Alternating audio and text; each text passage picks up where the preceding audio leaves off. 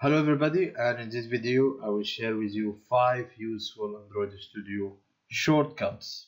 Number 1, Control E, and it will open up the recently opened files pop-up where you can navigate to the files that you were using in the project. Number 2, Control D, and it will duplicate the current line. So instead of copying and pasting the code, you can use Ctrl D to duplicate the line.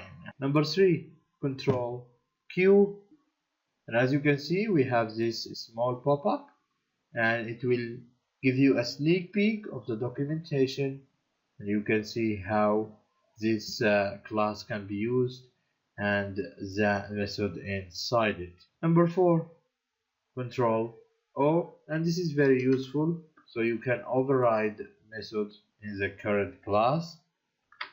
As you can see, I am inside a fragment, and I can see a list of all the methods that I can override inside this fragment.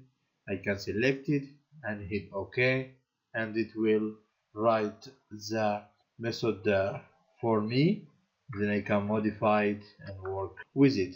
Number 4, quick search everywhere using double shift, and it will open up this pop-up where you can search for file inside your projects. So for example, nav graph,